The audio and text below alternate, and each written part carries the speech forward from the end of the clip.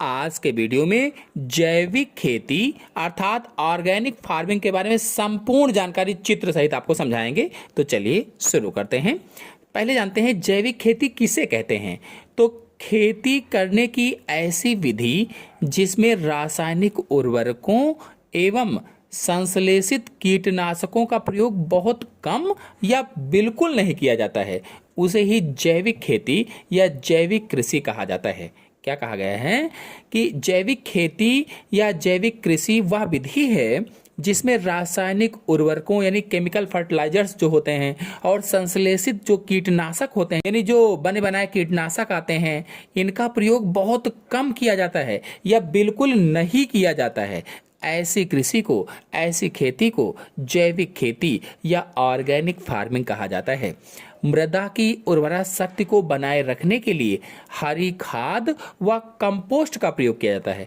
मतलब कहने का ये हुआ कि जब रासायनिक उर्वरकों का प्रयोग नहीं करते हैं, संश्लेषित कीटनाशकों का प्रयोग नहीं करते, तो मृदा की उर्वरता कैसे बनाए रखते हैं। तो मृदा की उर्वरता को बनाए रखने के लिए, उसकी शक्ति को बनाए रखने के लिए हरी खाद और कंपोस्ट खाद का प्रयोग किया जाता है और फसल चक्र द्वारा उर्वरा शक्ति को बढ़ाया जाता है।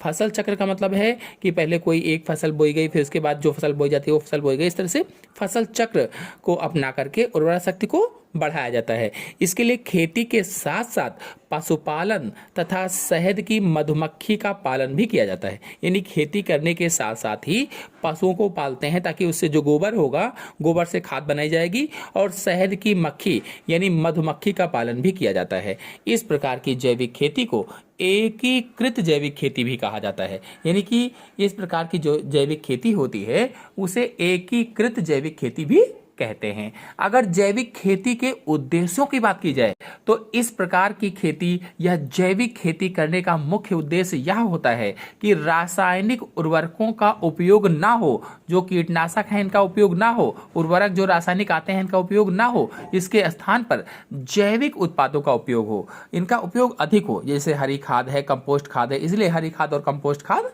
बताया गया है। चलिए जानते हैं कि जैविक खेती के लाभ कौन कौन से होते हैं।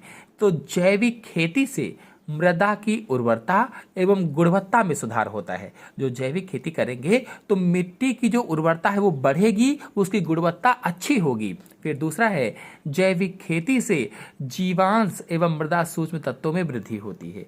जो उसमें जीव के अंश हैं यानी कि जैविक जो खाद है वो और जो सूक्ष्म तत्व होते हैं उनकी भी प्राप्ति अच्छी हो पाएगी।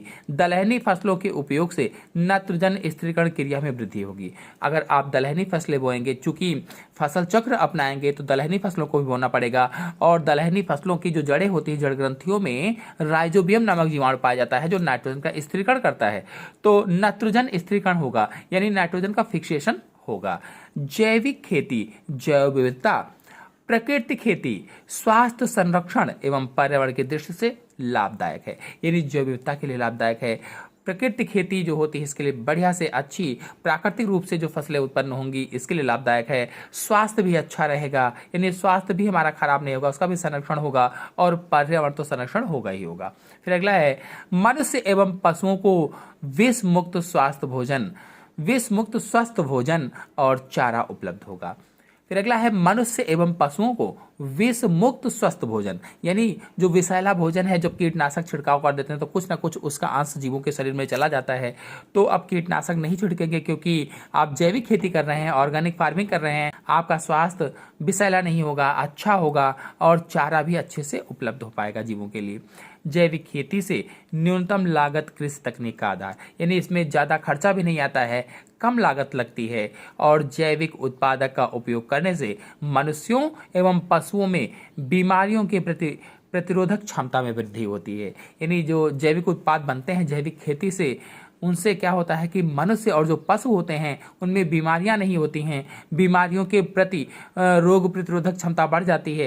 रोग प्रतिरोधक क्षमता का मतलब ये होता है कि रोगों से लड़ने की क्षमता जो होती है वो अच्छी हो जाती है। जैविक खेती अपनाकर कृषक स्वावलंबी बन सकेंगे।